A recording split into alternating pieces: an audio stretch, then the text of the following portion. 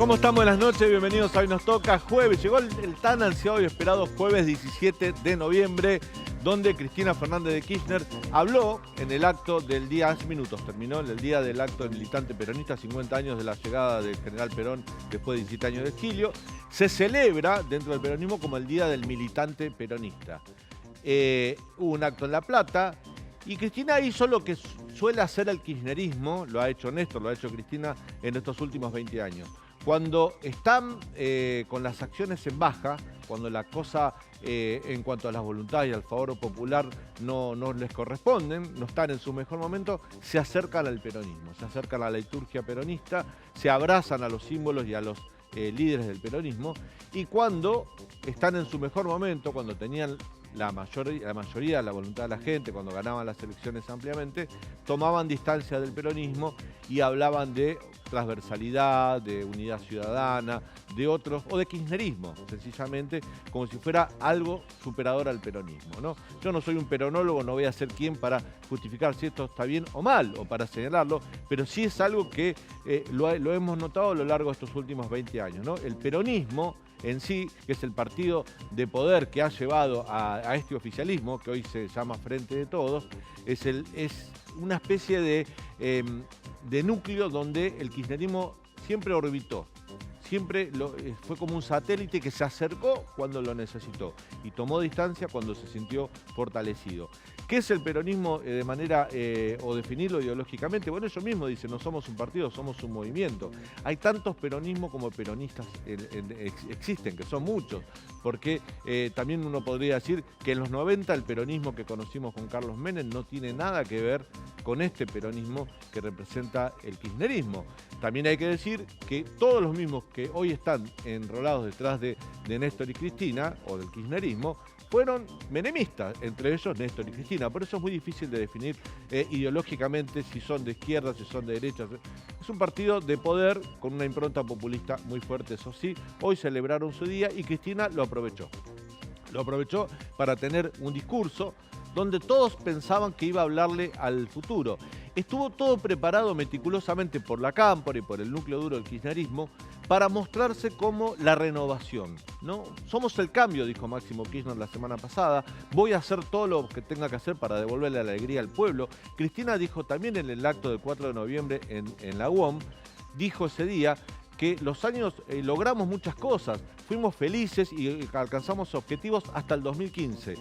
Dando a entender que todo lo malo vino con el gobierno de Mauricio Macri y continuó con el gobierno de Alberto Fernández.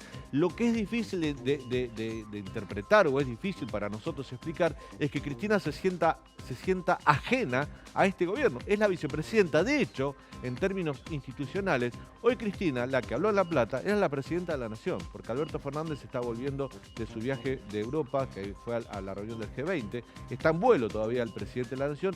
Quien está a cargo de la presidencia es quien habló hoy en La Plata, la vicepresidenta Cristina Fernández de Kirchner. Ministros como Guado Pedro, como el ministro de Justicia Soria, que estaban en La Plata bancando la parada kirchnerista. Si Cristina hoy se lanzaba como candidata, iban a estar apoyando eso. Ministros que prefirieron mantenerse de manera un poquito más imparcial, y otros ministros que se quedaron o demostraron, hicieron público y ostentosamente que no iban a ir a La Plata, lo demostraron para mostrar su lealtad con el presidente Alberto Fernández. Este es el panorama que tenemos de gobierno, mientras Cristina habló. ¿Y sabe de quién habló? Habló de ella. Había una canción que cantaban el trío de Los Panchos, muy vieja, mis viejos se escuchaban, que decía, me importas tú y solamente tú. Bueno, a Cristina invierte esa lógica y diría, me importo yo y solamente yo, porque habla de ella.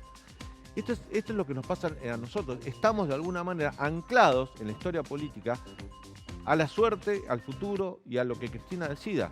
Porque hoy Cristina llegó a decir en parte de su discurso que el 1 de septiembre, el día que por suerte el atentado fracasó contra ella, ese día se rompió el pacto democrático, como si la democracia fuera ella. Yo recordaba que en el año 91 el expresidente Raúl Alfonsín también fue víctima de un atentado en San Nicolás, donde le quisieron disparar con un arma, por la custodia fue detenido quien le quiso disparar.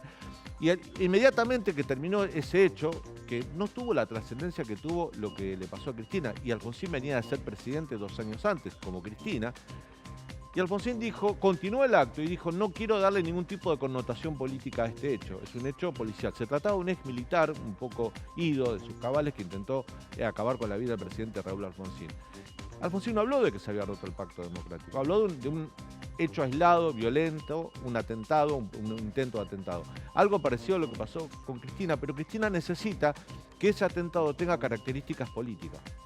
Cristina necesita mostrarse como una víctima de ¿qué? Del poder establecido, del poder judicial, del círculo rojo, de algo que sea más poderoso o que le dispute poder a la gente, que ella siente representar, y por eso se necesita mostrar como una perseguida, como una futura proscripta. Por eso hoy dejó a entender, cuando le cantaban que Cristina sea presidenta, dijo todo en su medida y armoniosamente, que era una frase que usaba el general Juan Domingo Perón, dejando abierta una puerta de que podría llegar a ser candidata. El acto de hoy en La Plata tuvo mucho más que ver con la estrategia de defensa judicial que tiene Cristina, donde la quería mostrar como líder, como imprescindible, como la persona fuerte del peronismo, como un mensaje a los tribunales que se tienen que expedir dentro de poco. En diciembre posiblemente salga la condena o no de la causa vialidad.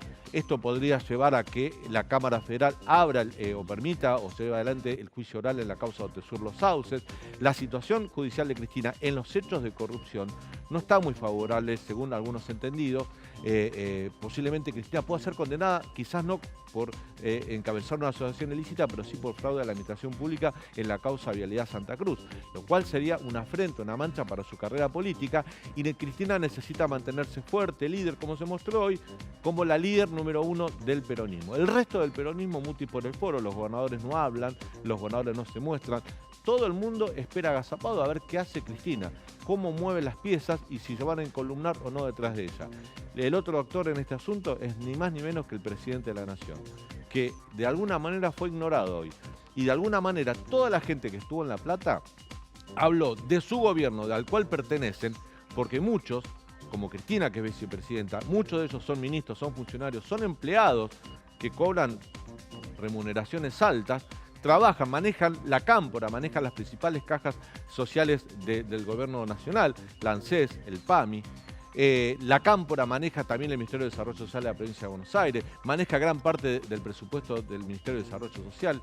Ahí son oficialistas para manejar la caja que le permitió organizar este acto de hoy, donde había micros, había mucho dinero para mover tanta gente.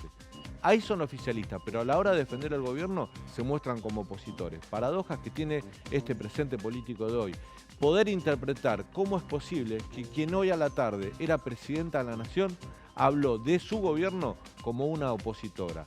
¿Y por qué, ante tanta necesidad, tantos reclamos, tantas cuestiones que nos pasan, por ejemplo la inflación, el poder adquisitivo, la falta de empleo, la inseguridad, la educación pública que está pasando su peor momento, ante tanto malestar generalizado que hay en la Argentina por reclamos y demandas sociales, Cristina eligió hablar de ella. Quédate con nosotros hasta las 22. Esto Hoy Nos Toca, aquí en el canal de la Ciudad. Ayer Cristina Kirchner volvió a no cumplir con la ley. Ayer pasó una raya, además, porque hay un fallo de la Corte. Nosotros vamos a insistir siempre por los canales institucionales, como corresponde. Vamos a ir a la justicia y no tengo ninguna duda que Luis Juez va a ser el representante del Senado en el Consejo de la Magistratura. Esta gente que se vive peleando mientras por abajo no hay comida, no hay herramientas, no hay absolutamente nada. Pero vamos a marchar al Ministerio de Trabajo para reclamar un salario mínimo. Un salario mínimo en la Argentina que no puede estar debajo de la línea de pobreza. Ciudadanía porteña pasa a ser incompatible con programas de cualquier jurisdicción que tienen el mismo foco específico. Y esto para nosotros es importante remarcarlo, pues nosotros creemos en una política social que asigne bien los recursos y sobre todo que produzca resultados de cambio.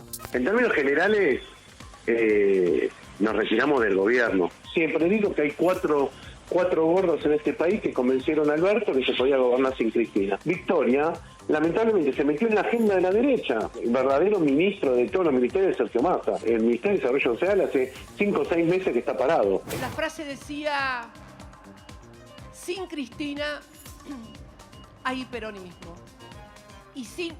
Y por favor, sin peronismo sigue habiendo Argentina. Y ahí, en eso, sin silbar, para pensar. En esa frase estaba condensado el objetivo. El objetivo de siempre, suprimir al peronismo. Y siempre el peronismo termina reencarnándose. Siempre termina como una suerte de reencarnación. Y lo que parecía muerto y sepultado, finalmente no lo es. ¿Por qué no prueban alguna vez sentarse a conversar con el peronismo? A ver qué modelo de Argentina queremos, si es tan diferente a la de ustedes.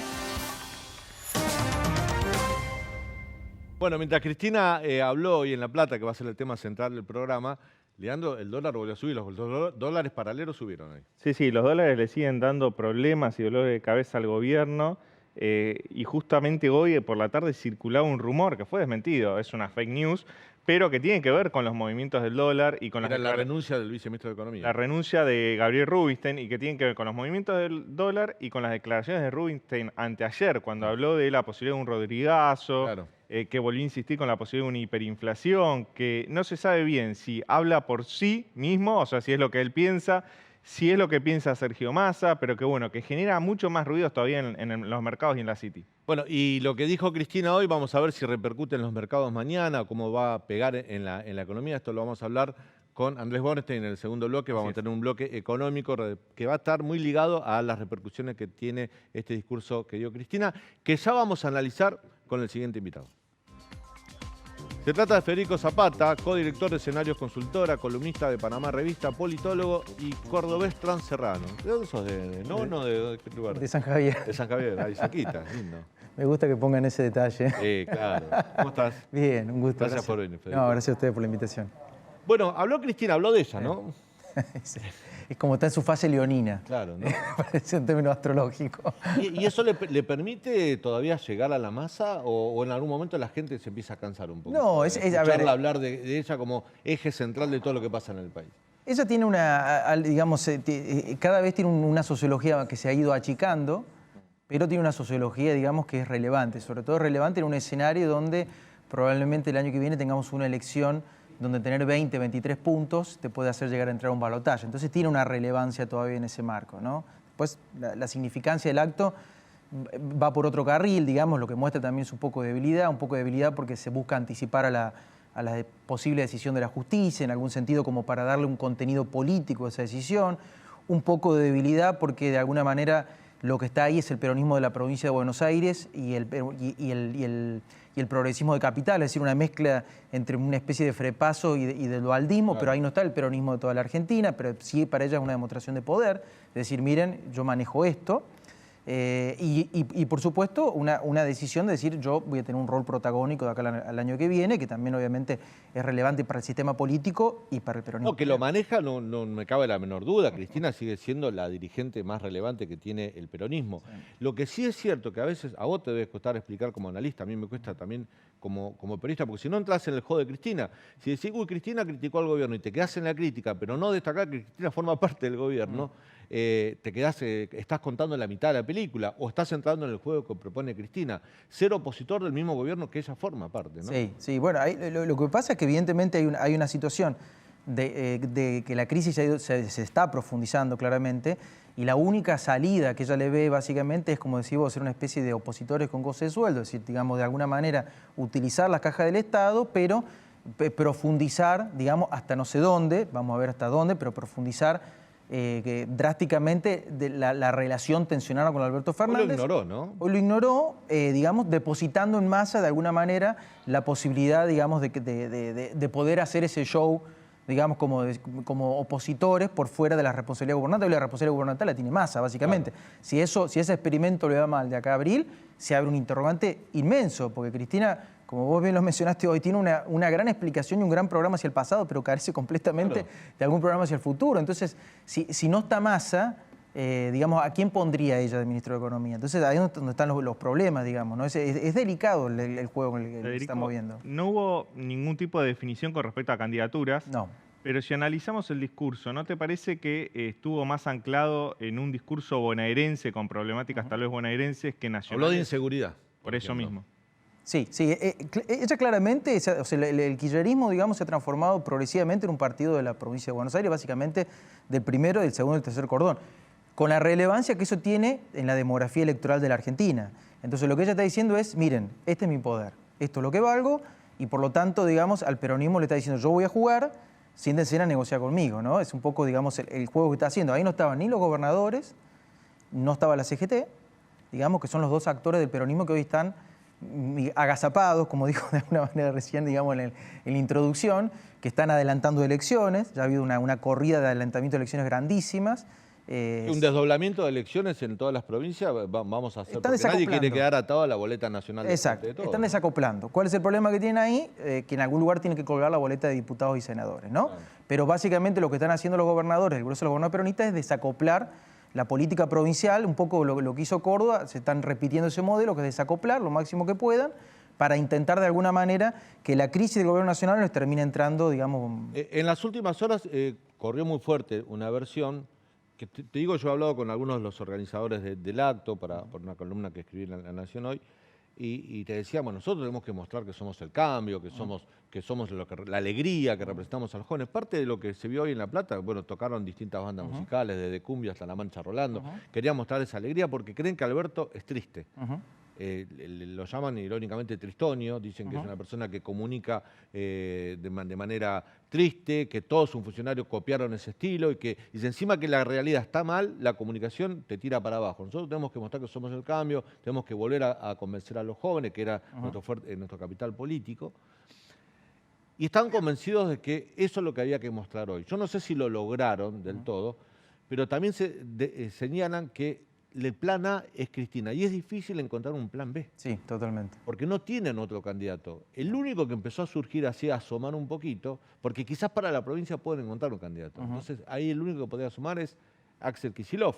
Ahora, Kicillof sería el que le cierra al kirchnerismo como candidato, pero no sé si se mide tan bien como para poder salir a la cancha, ¿no? Hoy te diría que el mecanismo de transmutar los votos de Cristina hacia otra figura, que fue un poco lo que se utilizó, digamos, o lo que se ensayó con Alberto Fernández, con lo que Alberto Fernández le agregaba a eso, hoy no existe. Hoy cuando vos medís un escenario nacional y la ponés a Cristina, el Frente de Todos tiene un nivel, una competitividad, y cuando vos medís distintos candidatos, incluidos Axel Kicillof, Guado de Pedro, Sergio Massa, lo que tenés es una pérdida de votos, porque el sector, digamos... Ninguno mide como Cristina. No, ninguno mide como Cristina, y el electorado de Cristina, por fuera de ese núcleo más intenso, digamos, un electorado que puede ser en sectores populares, en la tercera sección, la quieren a Cristina, punto. Sí, claro. Entonces dicen, no, sos vos. Y si no sos vos, yo puedo elegir otro. Pero ahí se me abre un interrogante. Ninguno mide como Cristina, pero Cristina también es cierto que tiene un techo bajo. Tiene un techo bajo. Pero tiene un piso alto y un techo bajo. En un contexto de elección, instalar un candidato, a lo mejor cualquiera de estos puede romper el techo de Cristina. No sé si se podía dar ese escenario. Sí, yo creo que la jugada fuerte de ellos, que no está resultando, era, digamos, de alguna manera disolver el problema de las PASO. Sin pasos, la oposición tenía un problema serio. Es una carta que se guardó Alberto. Que se ha guardado Alberto, está negociando. Digamos, sí. Sin paso, la oposición tiene un problema serio de resolver la acción colectiva. Entonces vas a una elección más tipo 2003, digamos, una elección más peruana, en donde un piso alto, como el de Cristina, de 20, 23 puntos, te puede permitir entrar a un balotaje. Sí. También creo que ellos están especulando con que eventualmente Cristina jugando puede implicar que en Juntos por el Cambio quiera jugar Macri. Eso también eso, digamos, genera, digamos, las negativas de los dos. Eso le preguntaba yo hoy a Sabrina Kmechet, que hablé en la radio, si Cristina candidata repercutía dentro de Juntos por el Cambio. Y me decía que no, que ellos están preparados para las PASO, que están armando la fórmula. Pero yo creo que sí que tiene influencia. Absolutamente, porque Cristina jugando sería una candidata con una negativa muy alta jugando. Sí. Entonces te permite eso tener enfrente a algún candidato con una negativa alta. Yo pienso que, digamos, digamos, Macri también tiene una... O sea, Macri lo animaría la candidatura de Cristina. Naturalmente, me parece que es como ellos tienen una suerte un poco hermanada en ese sentido. Esa mirada es muy interesante, ¿no? Porque es cierto, si va alguien que tiene una imagen negativa muy alta a jugar, pero representa el núcleo duro, bueno, sale a la cancha el que representa el núcleo duro del otro lado, que también tiene una negativa alta, pero puede jugar porque enfrente no hay alguien que lo pueda superar. Totalmente. Sobre todo si puede ordenar el proceso de la interna, ¿no? Porque la pregunta en Juntos por el Cambio, si están las PASO, las PASO ordenan la interna. Pero vos fíjate qué distinto que es lo que pasa en el Frente de Todos con lo que pasa en Juntos por el Cambio. En el Frente de Todos todavía tiene el mecanismo de las PASO que puede ordenar. Sí. Y le saben sacar jugo a eso. Cuando Sí. lo han usado le ha ido bien. Pero hoy me dio la impresión que Cristina, parte del mensaje político que dejó es, si yo no soy, el peronismo se atomiza. Da la idea que la única que puede unir a todos por necesidad, por convencimiento, por carisma, pero también por necesidad, porque ante la falta de una alternativa se quedan con lo que hay. Esta idea de colgar las boletas. Sí. Cristina dio a entender que si ella no juega, el peronismo se atomiza. Sí, también es una amenaza vedada Sí. a posibles rebeliones, ¿no? Porque de alguna manera es decirle, ojo, que si no jugás conmigo, te planto una lista, digamos, de unidad ciudadana por el costado. Eso un intendente hoy del tercer cordón, le saquen 20 puntos, digamos, en un Juntos por el Cambio competitivo, tiene un problema, en una provincia lo mismo. Entonces también o sea, está jugando, está estableciendo un diálogo con los territorios. El acto de hoy es claramente un diálogo con los territorios. Decirle, mira muchachos, yo voy a jugar, este es mi poder, y conmigo es unidad, sin mí yo te puedo armar una lista. Claro. Y si Cristina se decidiese a ser candidata a senadora por la provincia de Buenos Aires, ¿crees que es posible que porque no hay otro candidato, Alberto vaya por la reelección o Cristina no se lo va a permitir? Yo creo que es muy difícil que Cristina juegue con Alberto en la reelección. Digo, no, me da la impresión de que no. Me da la impresión de que Cristina, en caso de tomar ese... Yo diría que tiene tres opciones. Ella puede ser candidata a presidenta, puede ser candidata a senadora, y hay una que nadie está hablando, pero puede ser candidata a gobernadora, Cristina. Sí. La provincia de Buenos Aires. Cristina puede ser candidata a gobernadora de la provincia de Buenos Aires. Junto por el Cambio tiene un candidato competitivo, Santi Leo, ok. ¿Cristina no sería una candidata competitiva en la provincia de Buenos Aires? Claro. Entonces digo, ella tiene hoy esas tres opciones, te diría yo, ¿no? Entonces, ahora me da la opción que en cualquiera de las tres opciones ella va a ir a jugar con su poder propio, no a negociar con nadie. Por eso no quería las PASO, porque no quería negociar, y por eso hoy dice lo que dice. Ojo, que acá la que va a definir esto, el liderazgo de la provincia de Buenos Aires, del elector más importante que tiene el país, soy yo. Entonces negocien conmigo, porque si no yo les hago una lista. Ahora todos estamos especulando si Cristina... Hay una amenaza vedada, como que decís vos, que le está marcando la cancha. Bueno, o armamos o yo juego por afuera. Y si juegan por afuera otros... Por ejemplo, yo el otro día hablaba con Luis Delía en la radio y me decía, Cristina quiere armar las listas, no quiere las PASO porque quiere armar la lista como las armaba Herminio Iglesias en el 83, que se encerraba en un congreso en La Plata, te cagaba a palos y te armaba la lista de él con la lapicera. Y Cristina quiere hacer lo mismo. Ahora, si Cristina hace eso, a lo mejor un sector del albertismo dice, yo... me trataste mal, juego mi propia aventura. El no movimiento sé si Evita en La Matanza. El movimiento Evita, tiene donde respaldarse, no para ganar, pero sí para... Si la idea es hacer daño, también tienen del otro lado. Bueno, eso es muy interesante, porque ahí es donde está la sábana corta, porque si un sector del albertismo, sin Alberto, pero con los fondos del Estado Nacional, se lanza a una aventura, por ejemplo, de Scioli, y le presenta una lista, eso a Cristina la obliga a jugar. Porque imagínate que Cristina no jugando la presidencial en una interna, en una PASO, contra un Scioli, poniéndolo a X candidato, la elección es una elección pareja. Claro. Entonces yo creo que por eso ella quería sacar las PASO, porque las PASO le permiten elegir dónde quiere jugar. La lapicera es de ella. La lapicera es completamente de ella. Ahora, si llega a ocurrir con PASO que algún sector, digamos, polulando alrededor de Alberto, consigue los fondos del Estado Nacional para jugar una pulseada de esa, bueno, a ella se le achican las opciones porque tiene que ir a jugar esa interna.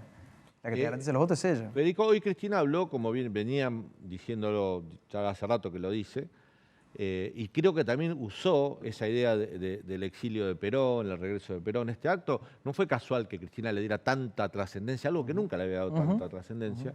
Hablar de Perón, de la proscripción del peronismo. Hoy recuperó banderas que el kirchnerismo pocas veces utilizó. Para el kirchnerismo, el peronismo que rescata, el kirchnerismo siempre fue el de Cámpora, el del 73, fue ese peronismo, no el peronismo del 55. Nunca se le escuchó a Néstor y a Cristina hablar de ese Perón. Y abrazar esa idea, abrazar esa imagen del Perón que volvió después de 17 años de exilio, la persecución, la proscripción, es para emparentarlo con la situación de ella. Absolutamente. Hipotéticamente, ella se muestra como una persona que puede ser proscripta y perseguida por la justicia, por el Círculo Rojo, por el poder político, por todos los males de la Argentina. ¿Tiene plafón esa idea en la gente? ¿O solamente va al núcleo duro de ella al que está convencido? Yo creo que hoy el kirchnerismo le está hablando, lo que no puede seguir es perdiendo, digamos, que de una especie de colador en la base social de su apoyo. Y eso implica a cualquier decisión eventual que la justicia pueda tomar, darle un tinte político.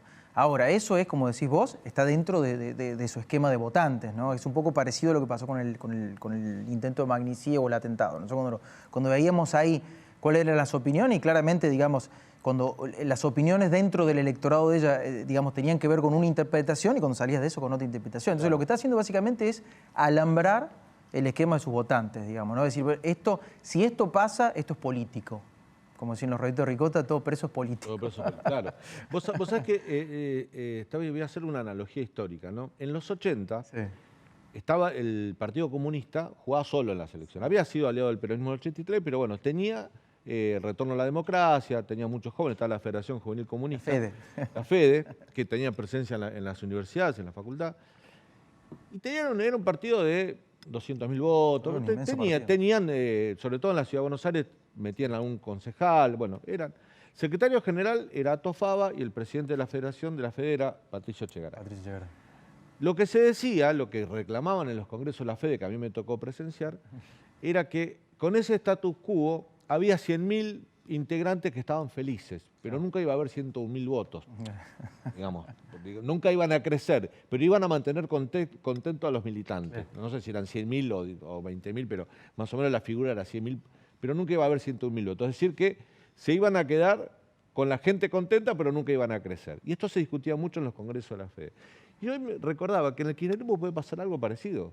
Pueden cerrar tanto al círculo, lo pueden garantizarle la felicidad de la gente que cree en Cristina y el kirchnerismo duro, pero se pueden quedar con eso nada más. ¿No? Sí, sí, totalmente. Digamos, a ver, es el punto inicial, digamos. Hay como dos preguntas que están abiertas. La primera hoy es, ¿el peronismo sigue siendo un partido del orden? O sea, ¿cuál es el programa económico de este peronismo de hoy? Sí. Digamos, ¿no? Y la segunda, evidentemente, es cuál sería... la segunda es si Cristina quiere gobernar. O sea, ¿qué es lo que quiere Cristina? Claro.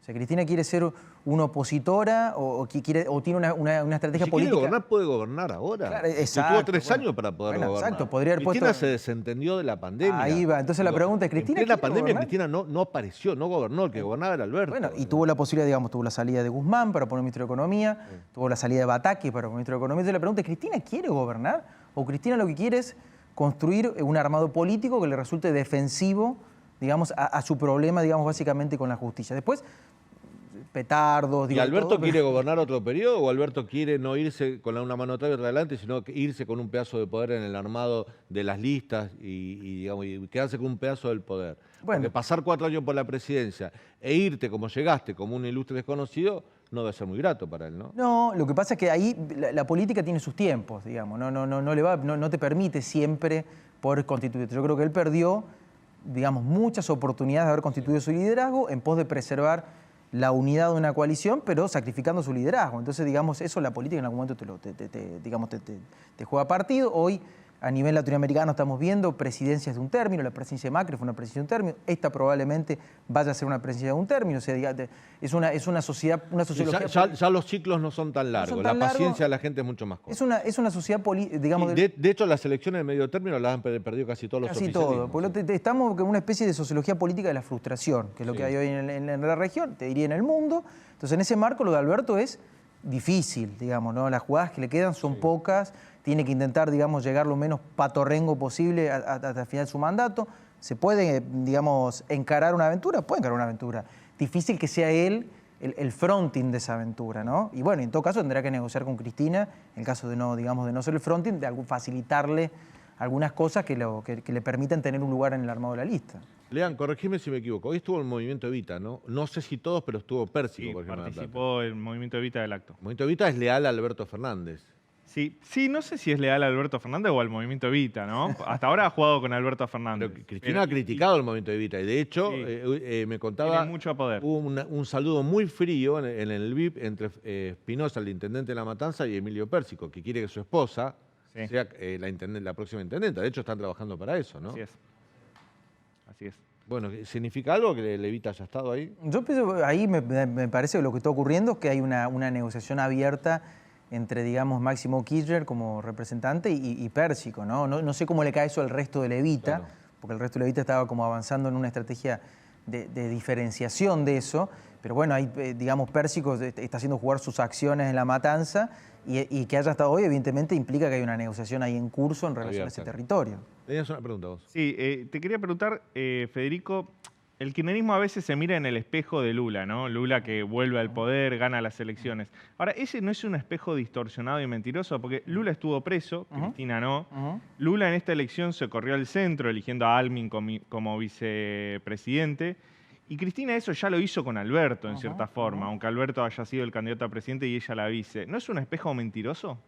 Hoy sí, porque digamos, como vos decís, primero, efectivamente Lula vino en una situación muy difícil de términos personales, que básicamente de haber estado preso, pero ha hecho una especie de reconversión, una especie de Nelson Mandela, y después todo el armado que ha hecho para poder llegar ahí, yo te diría más que al centro, se ha tirado al centro derecha. Claro. Hay que venir a su rival histórico. Entonces, digamos, ¿dónde está el centro o la centro izquierda en Brasil?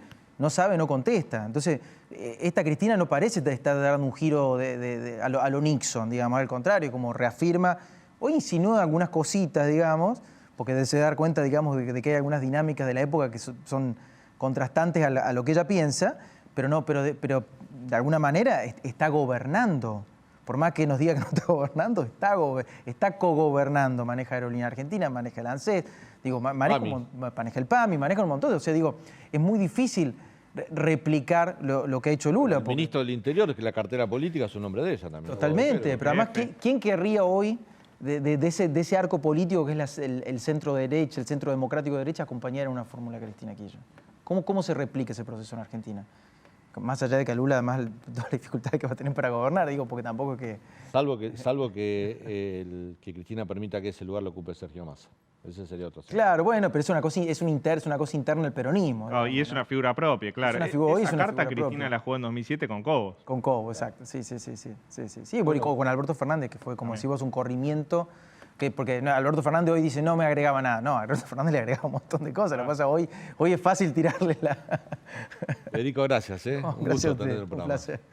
Vamos a ir a un breve corte y cuando volvamos a hablar de economía, ya está nuestro invitado en el piso, vamos a analizar qué repercusiones puede tener en los mercados, en la economía, el discurso de Cristina de hoy. Ya volvemos.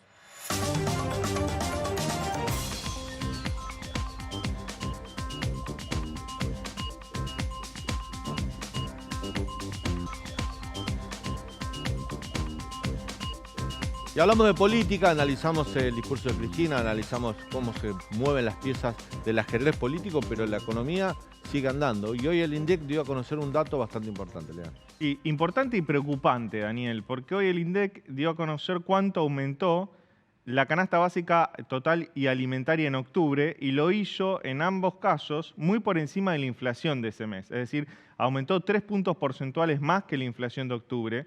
La canasta básica total te mide la línea de pobreza, cuánto hay que ganar para no ser pobre.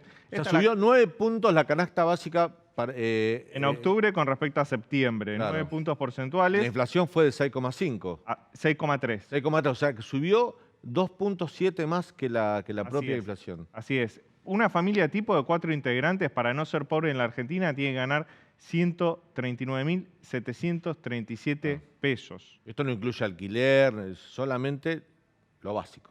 Sí, lo básico, y vos pensás lo atrasado que está el salario mínimo vital y móvil. Están 54.000 pesos. Necesitas más de 2 salarios mínimo y vital y móvil para cubrir la canasta básica total y no ser pobre. El aumento interanual también está por encima de la inflación, 93,1% de la canasta básica total. La inflación interanual los últimos 12 meses, 88%. El siguiente dato también preocupa, es la canasta básica alimentaria, que mide la línea de indigencia, es decir, lo que tenés que ganar para poder comer, básicamente. Sí. Una familia tipo de 4 integrantes, más de 62.000 pesos tienen que ganar. Ahí tenés el salario mínimo vital y móvil, está por debajo de la línea de indigencia. Las jubilaciones mínimas y las jubilaciones que están por encima de la mínima, que creo que es la segunda categoría, también están por debajo de la línea de indigencia, no de pobreza. Totalmente. Y aumentó 9,5% en octubre. Muchísimo. El interanual también supera la inflación, pero también supera la canasta básica total, porque la canasta básica alimentaria aumentó en los últimos meses más de 100%, Y acá te quiero decir algo. Acá ya tenés los 3 dígitos, mirá. Los 3 dígitos. Y no sé si recordás que aquel tuit de Cristina en el cual le marca la cancha por primera vez al ministro de Economía, Sergio Massa, hablaba sobre el aumento de la indigencia en la Argentina en el primer semestre del año. Estos datos preanuncian que tanto la indigencia como la pobreza en el segundo semestre seguramente aumentarán más todavía, con lo cual le ponen mucha presión, no solo social y económica, sino también política dentro del Frente de Todos. Bueno, ya decimos esto, ¿no? Que 62.000 pesos para que una familia no sea indigente. En la Argentina ya hay 5 millones de personas que son indigentes. Y con estos números esto se va a multiplicar. Es cierto, el próximo semestre, cuando el INDEC dé a conocer el nivel de indigencia, que probablemente suba 1 o 2 puntos más, y es mucho. Digo, la verdad que estamos en una situación muy, pero muy delicada. Y esto te demuestra, cuando vemos que en relación a septiembre la canasta básica subió 9,5, 3 puntos más que la inflación. Y que la canasta, esta es la canasta alimentaria, y la canasta básica subió casi 3 puntos. ¿Quiénes son los más perjudicados? Los más pobres. Los sectores populares. Los sectores populares, porque en definitiva son los que consumen prácticamente todos sus ingresos en alimentos. Así es. Por lo tanto, son mucho más perjudicados que por la misma inflación. Bueno, vamos a hablar un poquito de economía con un especialista, lo presentamos de la siguiente manera. Se trata de Andrés Borenstein, economista, jefe de la consultora EcoView, profesor de la UBA y la Universidad Torcuato Di Tella, autor del podcast La economía en 3 minutos. Andrés, bienvenido. Gran podcast. Lo seguimos, ¿no? Sí, me gusta mucho. ¿Cómo va? ¿Cómo estás? Muy bien, ¿ustedes bien? Bien, bien. Ahí estábamos hablando del discurso de Cristina hoy. Le pidió en un momento a Sergio Massa alinear salarios con tarifas, salarios con ingresos. O sea, básicamente también Cristina pide como una opositora, ¿no? al gobierno que se integra. Sí, a ver, la primera pregunta es ¿cuánto importa el discurso de Cristina, ¿no? Y me parece que importa mucho en la política, sí, y muy poco en los mercados. Los mercados ya no le creen. Puede decir lo que quiera Cristina, los mercados no le van a creer. Ya jugó el papel de la moderación, se lo gastó con Alberto en 2019. Me da la impresión de que no impacta. Ahora, sí me parece que tu pregunta directa es así, es importante, porque, bueno, Cristina se asustó mucho en julio y le dejó hacer a Massa cosas que jamás le hubiese dejado hacer a Guzmán. Después se desasustó. Poner a Rubinstein de viceministro, por ejemplo. Sí, pero eso ya es un tema más... durísimo. Un ajuste fiscal mucho más fuerte. Claro, digo, Guzmán nunca pudo hacer nada con las tarifas y Massa, el discurso de Asunción, dijo voy a tocar las tarifas. O sea, ahí hubo un cambio de actitud de Cristina que no fue genuino, sino que literalmente se asustó. Y ahora me parece que se empezó a desasustar, nos estamos acercando a las elecciones, el salario real viene cayendo, lo que acaban de contar de la canasta básica y de la canasta alimentaria es súper preocupante. Hoy habló de la inseguridad, o sea, entonces le empieza a marcar la cancha a Massa. Y esto también tiene que ver con algo que decía Rubinstein hace poco, que es muy difícil bajar el déficit. Y claro, porque vos con la inflación licuás y haces cosas y subís un cacho a las tarifas, tratás de bajar el déficit y al mismo tiempo te ponen bonos a los jubilados y cosas por el estilo que hacen que el margen de maniobra de la política económica es baja, por decir... Todavía está por definirse el bono de 45.000 pesos que Cristina sigue insistiendo que quiere que se pague en diciembre. De hecho, un dato no menor, ¿no? Que Cristina le está pidiendo a Alberto Fernández que autorice un bono de 45.000 pesos para los trabajadores registrados, ¿no? Que cobran, creo que hasta 150.000 pesos, algo así. Hablan de una suma fija. Una suma fija, se habla de 45.000 pesos para cobrar en diciembre. Fíjate lo que hizo Cristina como presidenta del Senado y lo que hizo Cecilia Moró como presidenta de la Cámara de Diputados. A los empleados legislativos le dieron un bono de suma fija de fin de año. O sea, ellos, en el área donde tienen responsabilidad, lo hicieron. Es como un mensaje también para Alberto Fernández, ¿no? Bueno, lo que pasa es que esto te muestra el nivel de parches y el nivel de inconsistencia. A ver, lo que está tratando de hacer el equipo económico es, dicen, vamos a hacer precios justos. Sí. Primera cosa, es decir, ¿qué tiene que ver la justicia con el nivel de precios? Absolutamente nada, ¿no? Esto ya es filosofía. Pero dice, algunos precios, 1.500 precios al 0% y un montón de otros precios van al 4%, con la esperanza casi milagrosa de que las expectativas de la sociedad se alineen al 4%. Mientras tanto, los salarios van al 6,7, y lo pide Cristina, el dólar oficial va al 6,7, Y los empresarios dicen, no vaya a ser cosa de que además tenga que poner 45.000 pesos por barba en diciembre, porque vos pedís el bono, yo pido el bono, pero lo pagas vos. Entonces, no veo mucha forma de que nadie genere expectativas para que los precios empiecen a caminar al 4%. ¿Qué creo yo? Que los precios van a caminar al 6 o al 7, que es al ritmo que van los dólares, los salarios, y no vamos a tener una baja de la inflación. ¿Y por qué la canasta básica total y alimentaria va por encima de la inflación, por lo menos en octubre? ¿Y qué dinámica política económica genera eso a futuro? Mira, perdón, en octubre y anualizado, porque el interanual te da 100%, 12% más que la inflación. Mira, no mire con tanto detalle lo que salió hoy a las 4, lo que sí es raro en el siguiente sentido. La canasta básica alimentaria básicamente tiene solo alimentos, y el precio de los alimentos fue 6,2 en lo que se difundió ayer. Sí. Entonces, digo, no estoy levantando sospechas ni mucho menos, hay que mirar la letra chica, hay que mirar bien qué alimentos están en la canasta básica versus qué alimentos están en el subíndice de precios del INDEC, pero a mí me llamó la atención, porque en general no difiere tanto, o sea, fue el 50% más de inflación, o sea, 3 puntos más de inflación. Bueno, pero también te toman, esto algunos economistas lo han destacado, yo lo hemos hablado acá también en el programa, te toman muchos, por ejemplo, productos... precios testigos, no, pero te toman como precios testigos los precios cuidados, los precios registrados, los precios que estaban supuestamente congelados que no se consiguen en góndola. Y ahora a lo mejor te empiezan a tomar los precios justos, que hay que ver si son tan justos y hay que ver si se consiguen, y de alguna manera eso te tira para abajo, te sucede esto. Sí, lo que pasa es que te debería tirar para abajo los dos. Entonces, si fuera así, vos hubieses visto, no sé, 6% en una y 6% en la otra, porque la base, digamos, la muestra de precios es la misma. No hay una muestra de precios para una canasta y una muestra de precios para el IPC. De hecho, salen con un día de diferencia. O sea, y salen respecto del mes pasado. Hay que mirar la letra chica, no quiero decir una cosa por otra porque no bueno, la ciudad le dio 7%. La ciudad les dio 7%. Fue raro la inflación, 6,35 fue lo que dio el INDEC ayer. Pero también medio punto de diferencia es parte del margen de error. Hay que recordar que la canasta de la ciudad y la canasta del INDEC son distintas. Entonces no tendrían por qué dar iguales. Y yo creo que eso sí está dentro del margen de error. Me llamó la atención la diferencia entre el 6,2 y el 9,5 que recién contaba Leandro. Andrés, la cosecha de trigo viene muy mal por la sequía. De hecho, vos comentabas en redes que nunca a esta altura de partido se había vendido tan poco trigo en lo que va del siglo XXI. ¿Qué pasa a futuro en el escenario macroeconómico y de reservas si eso también sucede con la cosecha de soja a partir de marzo? 2 líneas de 4. A ver, el colectivo. No hay, digo, es la excusa perfecta para la devaluación. O sea, vamos a ver, estamos en el plan Llegar, ¿no? No sé qué colega lo popularizó y yo creo que es un buen nombre, es el plan Llegar. No hay un plan para mejorar significativamente la economía. Creo que, obviamente, si yo fuera Massa tampoco lo diría en estos términos, pero el objetivo es llegar con una economía estancada y con una inflación parecida a la que cierra este año 100%. ¿Qué puede salir mal? Bueno, un montón de cosas pueden salir mal. Una de ellas es que te quedes sin dólares.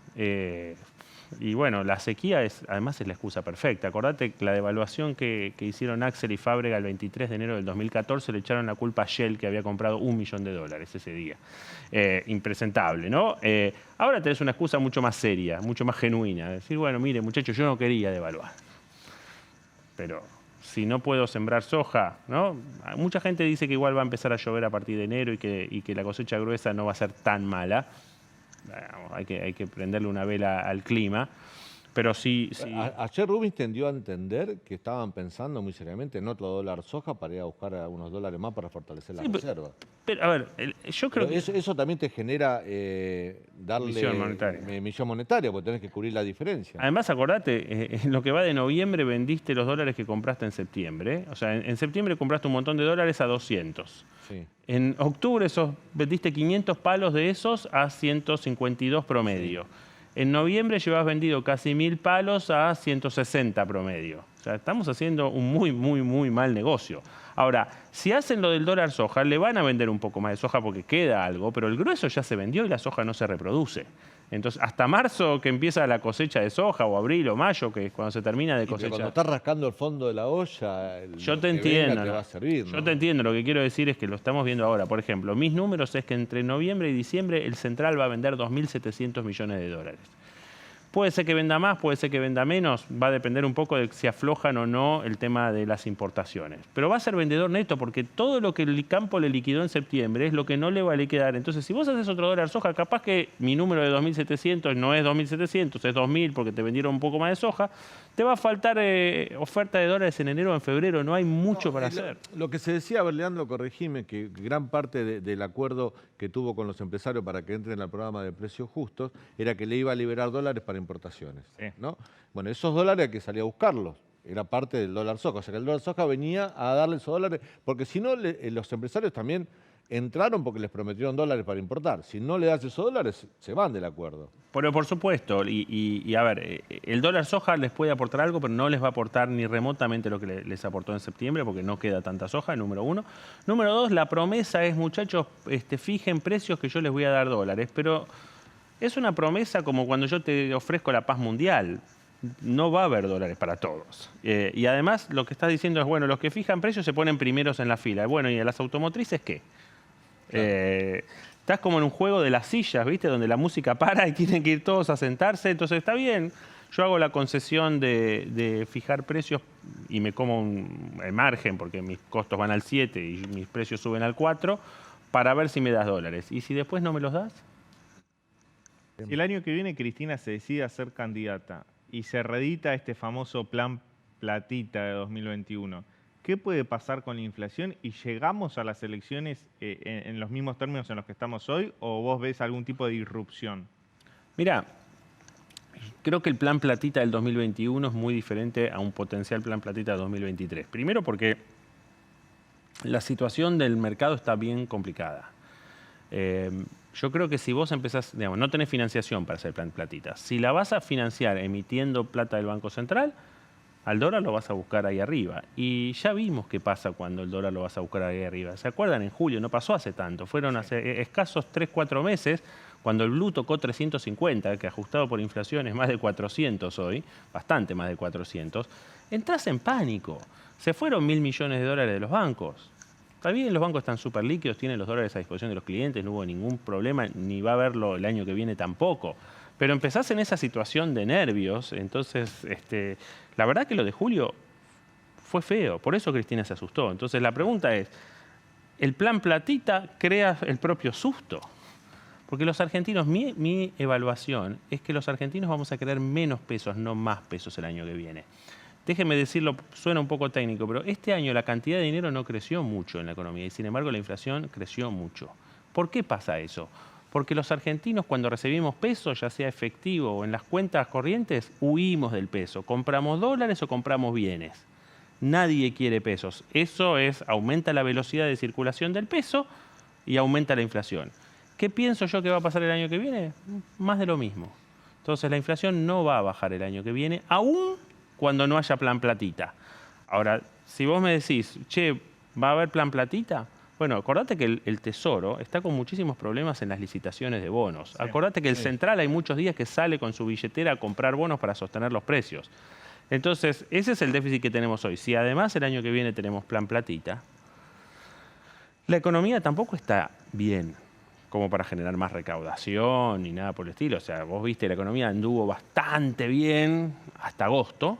Los datos que tenemos de septiembre son flojitos, los datos que tenemos de octubre son flojitos, de noviembre no tenemos datos, pero la evidencia anecdótica de hablar con... Son varios colegas tuyos que auguran un enero bastante complicado, ¿no? Bueno, es que yo creo que no hay forma. O sea, hace 4 meses que los préstamos al sector privado caen. ¿Qué quiere decir eso? Que los hogares y las empresas están devolviéndole plata a los bancos, en términos reales, ¿no? En nominales siempre todo sube en Argentina, pero le están devolviendo plata a los bancos. Eso te dice que va a haber menos plata para consumir y va a haber menos plata para capital de trabajo en las empresas. Y además ahora, ¿qué pasa? Empiezan a caer los márgenes por el plan de precios justos y porque venden menos. O sea, la escala muchas veces te maquilla. Vos decís, por ahí tengo márgenes pequeños, pero vendo mucho y entonces tengo guita. Las ventas de came, de cemento, de autos, todo eso viene bien baja. Sí. No terrible, tampoco hay que... Bueno, no es un punto la economía el mes pasado. Bueno. Andrés, muchas gracias. Gracias a ustedes. Gracias por tu visita. Rápido, un último corte. Thaís Gadea Lara, que está en Egipto con el último informe del encuentro de cambio climático, después de la tanda. Ya volvemos.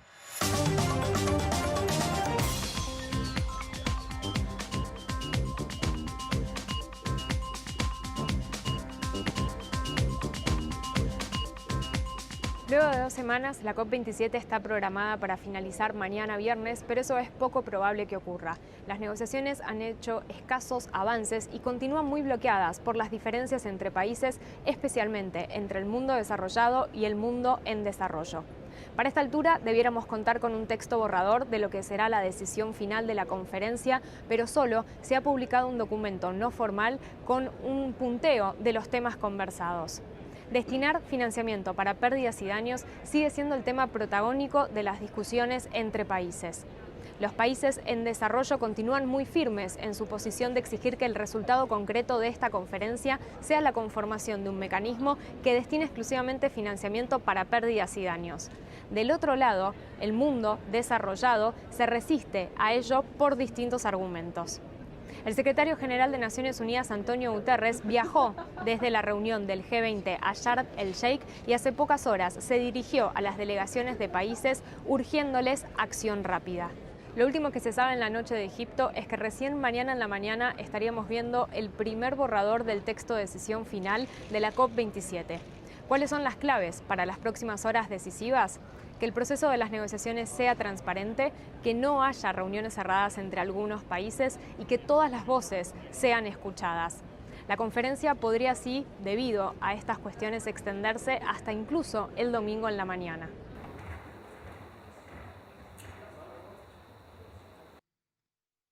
Últimas 2 noticias, Leandro. ¿Sabes, Daniel, que hoy volvió a subir el dólar contado con liquidaciones que usan las empresas para financiarse? Subió 5 pesos, se ubicó en los 330 pesos. También subió el dólar MEP, se ubicó en el rango de los 310 pesos. La única buena noticia, si se quiere, es que el dólar blue cayó 1 peso.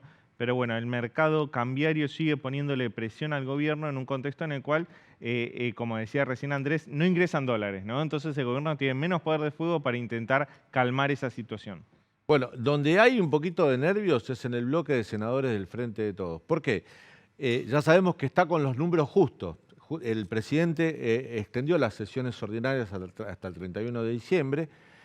No hay agenda, por ejemplo, no hay un proyecto para eliminar las PASO, pero podría haberlo si hay un acuerdo entre Alberto y Cristina. Y para eso necesitarían tener quórum en la Cámara de Diputados y quórum en el Senado.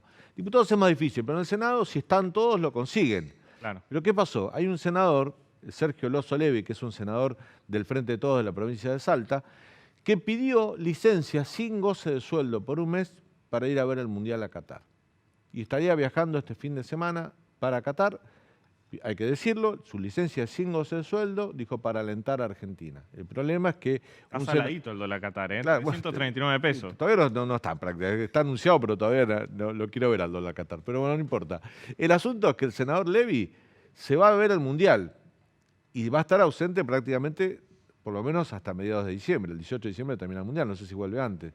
Y le va a quitar ese voto a Cristina para tener la mayoría justa que tiene en el Senado. Recordemos que ya le está faltando un senador por enfermedad, que es el presidente del bloque, ¿no? El senador Mayans.